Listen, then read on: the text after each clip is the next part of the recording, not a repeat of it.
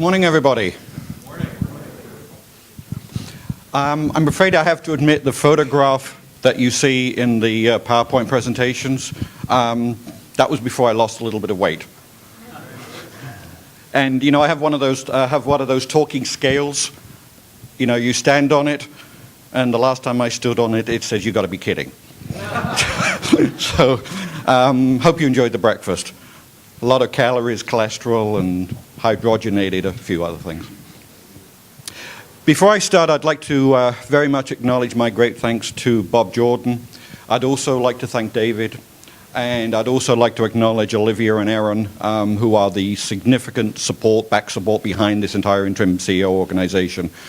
Without Olivia and her great response to all the emails, we wouldn't be here today, etc. So I just want to, if you maybe could give applause to Olivia.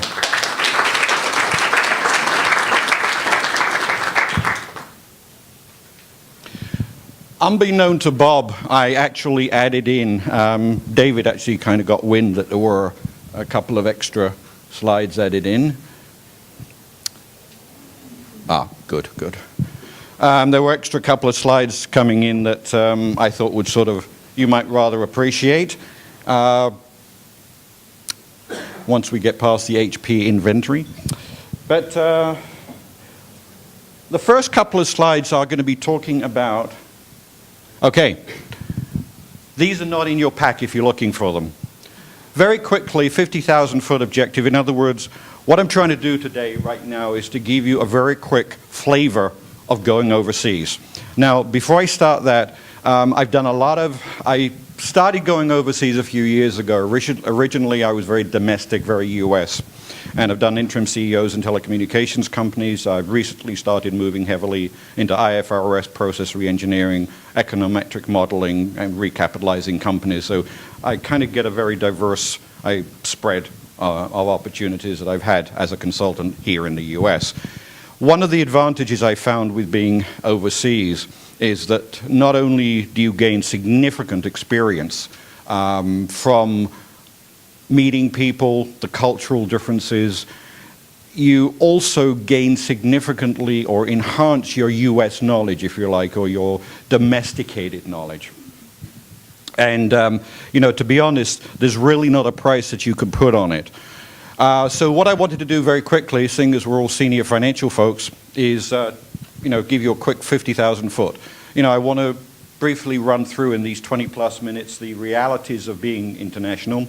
Yeah, there are some red dots occasionally, and I will share with you some experiences, or leastways some happenings in Afghanistan in a location that I was, and thank God I wasn't there when it happened. I'll share that with you. There's the emotional and enthusiastic energy. If you are a type of person that is very staid, very, I will say, unemotional, you might find some of the overseas engagements a little challenging. You've got to be very open. You've got to be very flexible. You've got to be very adaptable. You are the stranger in the room. You are the person that everybody is looking at. Makes a huge difference. You've got to be open to different cultures, clearly. In one country, they heavily smoke in food stores. People might take a great offense at that, relative to what we're used to over here. Walk in other people's shoes. Just because you think that we in America, by the way, I'm also British as well. It's in case you wondered. It's a birth defect. I'm still trying to get it fixed. Yeah, thank you, David. You will see things overseas that will totally just, your mouth will drop open so much that people will tell you to please close your mouth. It's just unbelievable what you see, and trust me, never in New York City. Humble, respectful. You are there to help, to guide, to present an alternative perspective that doesn't exist in these different countries. You're not there to go over there and tell them, I'm American, I know how to do something better. Bad. Don't do that. You've got to very carefully get to the purpose of why you're there. You very carefully word your questions. I know you're all senior financial folks, and you say, why is this guy telling us to be careful with the way we word, carefully the way we word questions? Very different if you're in a boardroom in this country or you're dealing with investment folks, etc. You're used to this. But when you're over there, you've got to be extremely careful the way you word the questions. You cannot be aggressive. You cannot present almost a kind of an argumentative type of attitude. You've got to be very humble. You've got to be very mindful of a 1,000-year culture that's not going to simply accept what you say is right. They have been in, some of these countries have been indoctrinated for 50, 100 years or whatever, Soviet regime, etc. The most important thing, key to success, very, very important. If you don't know this, you will fail. And I'm sorry, but this to me is one of the keys to success. You have to learn at least to speak a word or two in a local language. It doesn't take a lot of effort. Thanks a lot, or thanks a lot, for example, shukran jazilan, which is Arabic. I actually stuck a little Arabic down there. And this is actually a true story. You've got to be very, very careful that you understand what you're saying before you open your mouth and say it. I was in a restaurant, and they were very nicely dressed, etc. And I really liked what they were wearing. It was a Chinese night or whatever. There are two words in this particular language, Dizalian Momson, Dizalian Minder. Momson means, I like it very much. Minder means, I want it very much. So I stood in front of this restaurant to these people and said, "Hi, Dizalian Minder. I want it very much." Didn't go over too well. The lady there immediately went like this. Mustn't say things like that. Okay, now, just to make sure that you guys stay awake, because I'm watching you, no sleeping and nodding off. You only have to stay awake for 20 plus minutes. David is going to be collecting any medical certificates in case you need to support your head during this. You know, that's not allowed. In South Africa, we had ground rules, so I figured you guys needed them. If you start yawning, now I can excuse yawning. I've got a 3-hour jet lag from California, but you guys, no yawning, it indicates boredom. So, got to keep it down. And turn off all electronic devices. Okay. This guy got caught sleeping in South Africa. I told him I'd make him famous. This guy actually said to me, I went over to him and I said, "You're sleeping." He said, and he looked up at me and he said, "Peter, I'm not sleeping, I'm listening with my ears." So I said, "Yeah, but the last time I shut my eyes, I wasn't thinking about what was being said." So, anyway, he became famous. Okay, introduction, measuring success, local conditions, compensation. As you can see, you've got the slides in front of you, so don't need to read that word for word. We'll be going over all this stuff. I hope Matt Lauer doesn't object. I think we got a few lawyers in the house, so if I get a lawsuit, so I figured that was kind of appropriate. But yeah, Africa, Sudan, Georgia, Bosnia, some interesting locations. I keep asking my tourist guide to send me to hot places with lots of sand, and they keep sending me to these places. So I need a new tourist guide. Okay, this article came out in a Harvard Business Review recently, and it's rather appropriate. The timing was excellent. April 2000, April, just gone. 3 major areas: psychological, intellectual, and social. The intellectual one to me is intuitively obvious. If you're senior folks going overseas, you ought to be able to, obviously you need to learn about international business, etc. Now, one example in Dubai, I worked for FedEx at one point, and this was talking about collecting money. Now, we're in the US, send a check, pay by Visa, whatever. They couldn't understand why this major customer wasn't paying. And finally, somebody bothered going around to the house, knocked on the guy's door, and the guy said, "I've been waiting for you for months. Where are you?" And he had a closet full of cash. He had just been putting it there. All his bills, he just put the money in the closet, waiting for FedEx to come along and pick it up. How many of you would have thought to go along to the guy's house to collect it? Totally different environment. The cultures and really the social capital, to me, they kind of go hand in hand, but it's very much part of what I'm trying to talk about this morning. The cultural thing is huge, and the capacity to change. You've got to be extremely, as I said in the beginning, extremely open, flexible, humble, all the various personal characteristics that make a good leader, as opposed to somebody who thinks they know everything and tries to change the way other cultures do things. For example, there was one, and I do have some what I consider to be success stories that do indicate this. I'll get to that in a second. The references to this Harvard Business Review are in the down the bottom there. Okay.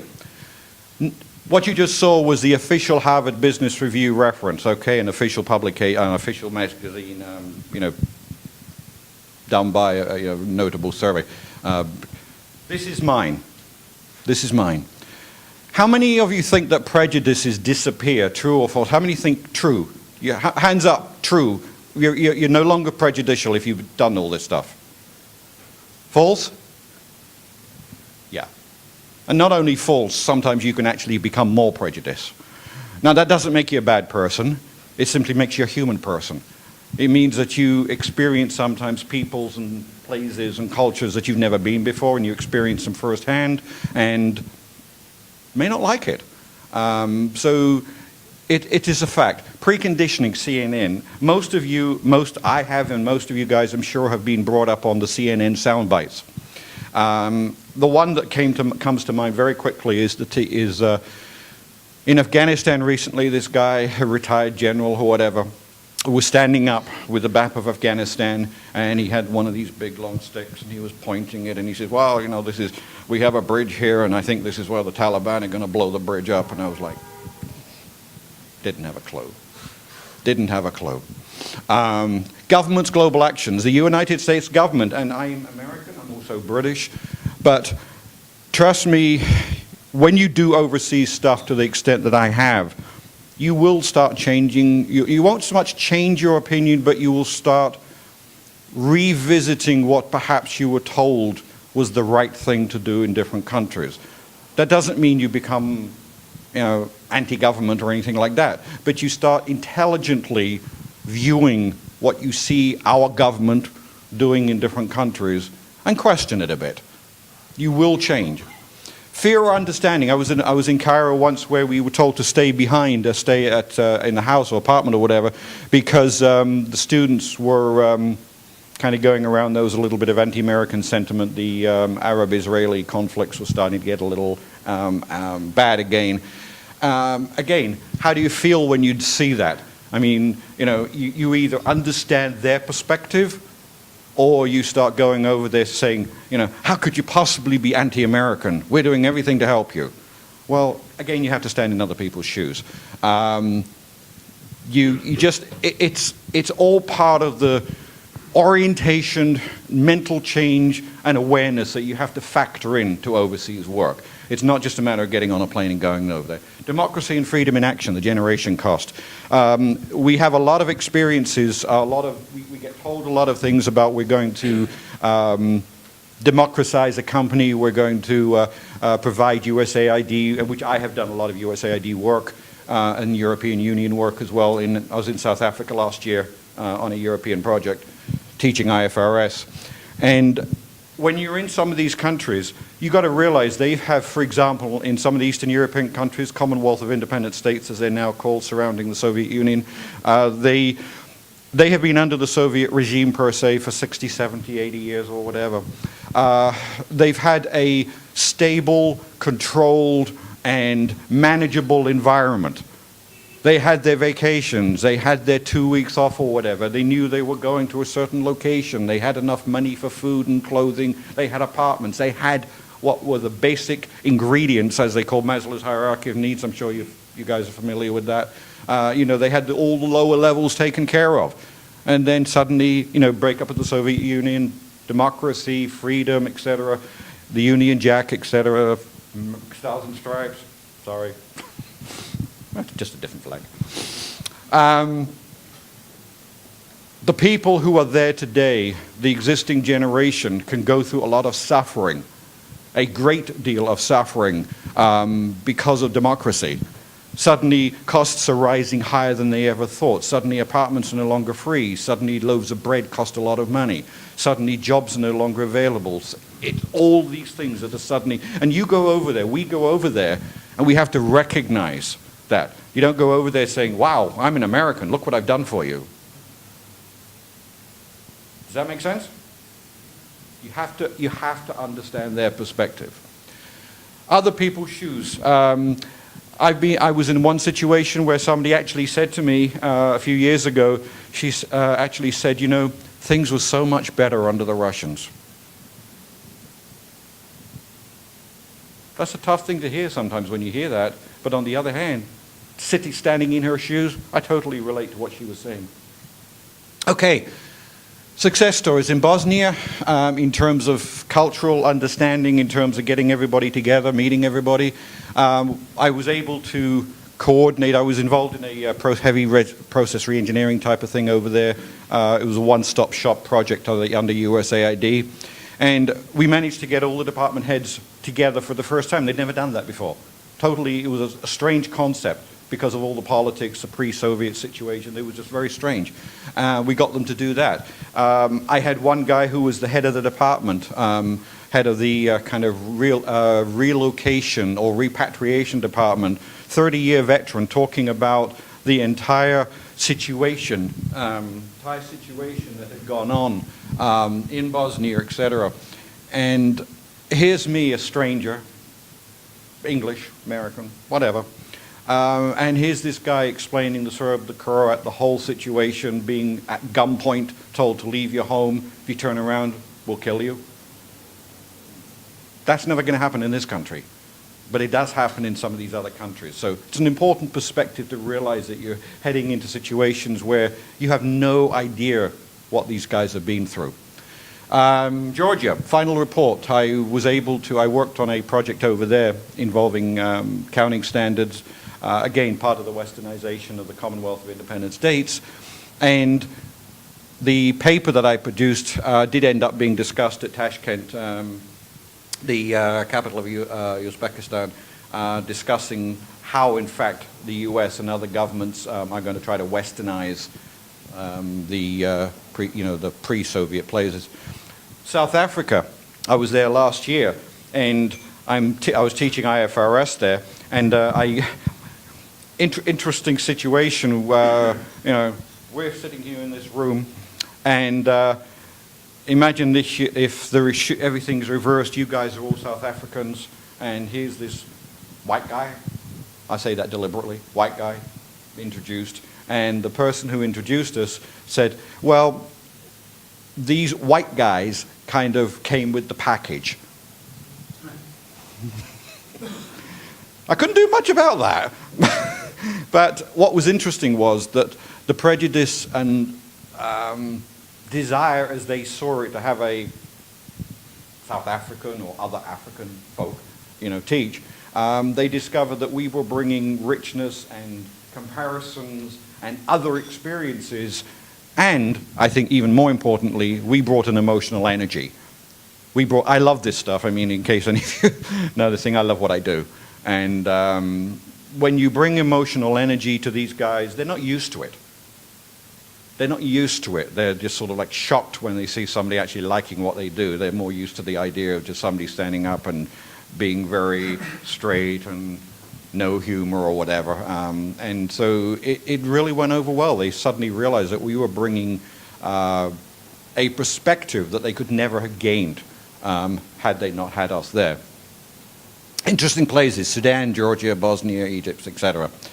Okay, in Sudan, Darfur, as we all know about the terrible situation there. I saw several truckloads of Sudanese troops driving through Khartoum at one point, and my immediate reaction was, do I feel angry about them? Or what's my reaction? How do I feel internally when I see them? And, you know, I had had so many good experiences with the local Sudanese people that I said, these are kids. These are, you know, why am I going to feel emotionally angry and hostile to them? I don't know who they are.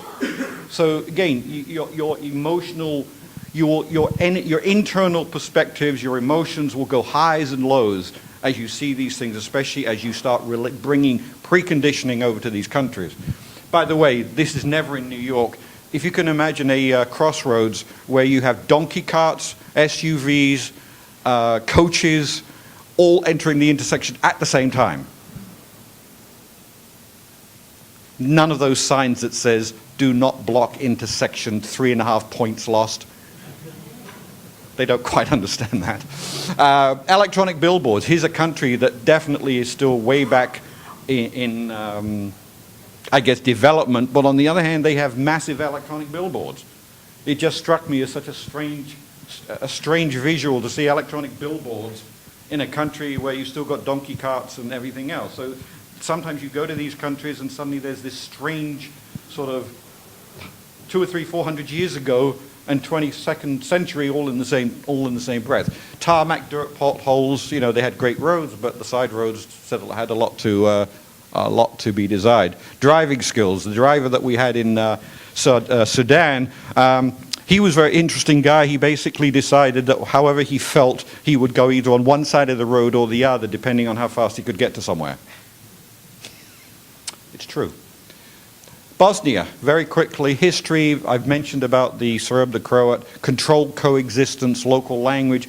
In some countries, I mentioned to you that you should try to learn 1 or 2 words in the local language. And I've had local people in countries where, you know, us expats have been over there, and they have, you know, I say to them, you know, talk about different people, and they said, yeah, we've got a bunch of guys who've been with us for 4 or 5 months.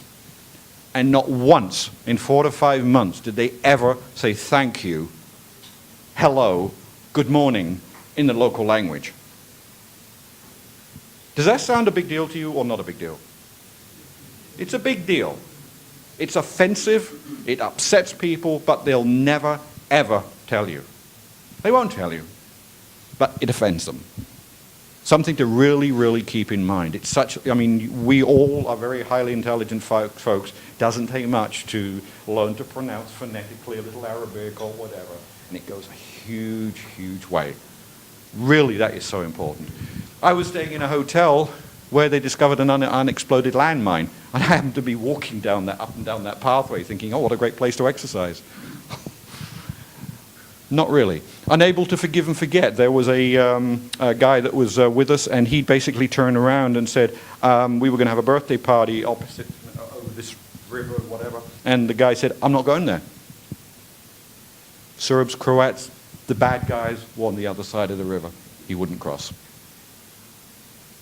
Compensation, hidden benefits. Sure, we get paid, and we do get paid fairly well. But on the end, you know, you get the usual, you know, all costs inclusive, all costs included, etc. But the one thing, there are hidden benefits. There are, to me, what you get out of these experiences is, to me, far greater than the so-called monetary amount that you take back and get, you know, deposited in your bank. You bring back an intangible richness and an enhancement to your career, an enhancement to your knowledge, a solidification, consolidation of all the backgrounds that you've had, and you learn something that you would never, ever learn in, as they say in South Africa, never, ever. It's true, they say that.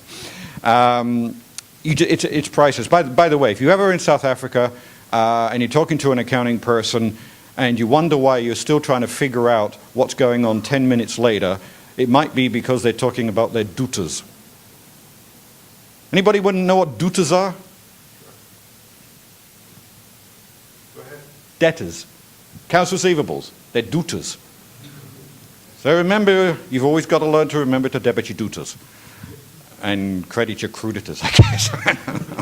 But, I mean, it was hilarious. I mean, we stood there for 10 minutes like, what the? Dutas are debtors? Okay, finally got it. Being an expat, foreign contractor. Now you'll see some reality. I have no idea who that fat guy is on the left, but as I said, I found him somewhere. Yeah, that was me back in Afghanistan. We had to dress up. I mean, dress up is a very bad way of putting it. It was survival. We had no military escorts. We had no security details or anything. And so when we went out in SU, and I did some traveling. I did Kandahar, Yarazgan, Jalalabad, Kabul. So I saw a few places in the brief time I was there, and saw the Air Force Base, 2 Air Force bases actually. And this is reality, and just very recently, as you may know, a very sad thing, there was a base, in Kandahar, the house that we were living in, working in, there was a suicide car bomb right next door. And there was CADG, which I was working with at the time, Chemonics, which was next door, and there's another NGO that was also there. 3 guards and 4 expats got vaporized. They just were blown up. So those things do happen. And so, you know, there is the humor, but you know, we had to grow beards. I mean, because bottom line is when you're driving on these roads, and they knew certain spots along the road were either earmarked for IEDs, explosive devices, like they call them IEDs, or they were spots that were known to be Taliban hot spots in terms of picking out expats. So when we were in the car, there was literally, you know, at the back you were armed. First time in my life I'd ever handled an AK-47, AK-47, thank you. Which is actually interesting. They kind of showed me how you're supposed to shoot this thing and whatever, but we were told which quadrant of the vehicle you were supposed to theoretically project. In other words, if you're in the back, don't go shooting through the front window because you might kill the driver. That could be very embarrassing. The driver was told to get out of there even if he has to run down 20 children. I might have a problem with that, but anyway, his orders are, if we're under attack, you hit the accelerator. Don't care who's in front of you, you hit the accelerator. So that is real. That is the negative side. That's why we have evacuation insurance and danger pay. Experiences, changing perspectives. I think I pretty much covered what I consider to be the experiences. They are priceless, and I hope you've gathered that there are more issues at stake, both your personality, being flexible, being humble, being accepting of other people's ways of doing things. In Bosnia, very quickly, I was asking, they were talking about entrepreneurialism, and I'll kind of finish off with this, talking about entrepreneurialism. And I have my own business, etc. And they were talking about how in order to get your own business, you have to be licensed and you have to go through a whole rigmarole of paperwork. And I said, okay, you know, and they said they want educational qualifications and medical certificates. So I said, okay, let's take an example. A guy wants to open up a refrigerator store, and he has a bad back. Oh, sorry, we won't let him open up a refrigerator store. Well, I said, in this country, you know, it's free to do that. I said, what if the guy decides to he's got a bad heart condition and he decides to run around the block jogging? Are you going to arrest him? After all, he's probably going to kill himself doing that. Again, the point being that they look at things very, very differently legislatively. They have an interpretation of Soviet-style regulations and rules which are very controlling. Perspective, as I said, I've already given you now. I kind of put this together, which I think kind of sums it up, if you would agree, that, you know, no instant gratification, the old expression, this is not Kansas. You will not see things over there that you're familiar with. And we're all just making little... Q&A, anybody have any questions for Peter? Yeah.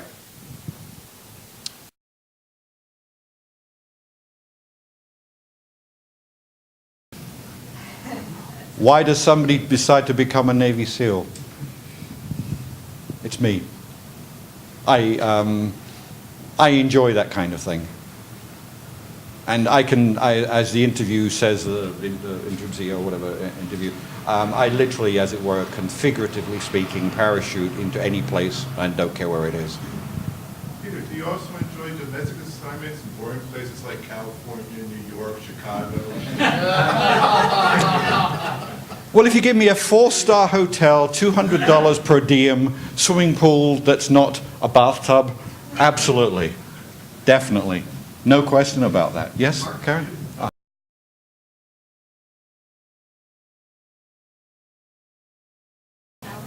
Everybody I was dealing with, were male. However, in Afghanistan, there is as in still currently going on, a major movement to introduce females into the projects under USAID and to try to produce some empowerment. But again, you're talking about a situation where if a woman gets caught doing anything like that, she will be probably beheaded. And by the way, beheadings are still a natural thing over there. I can assure you it happens every day. Beheadings are not something that you just read about on CNN. It's part of the culture. Yep. Yeah, Peter, can you describe how you get these jobs, these overseas assignments? How I did them? No, how do you source them? Okay. You said, okay, interesting, but so actually, how do you go and find those assignments? I am very heavily networked throughout a lot of the NGOs, non-governmental organizations that exist very heavily in the Virginia area. They are in other places, but that's the highest concentration. There is a website actually called Devex, D-E-V-E-X, devex.com, and that is pretty much the one-stop shop source, as it were, for just about every single NGO across the entire world, US, Australian aid, USAID, Europe, everywhere. That's a very, very good source. Anybody else? Well, I hope you've enjoyed it. Thank you very much. So, thank you.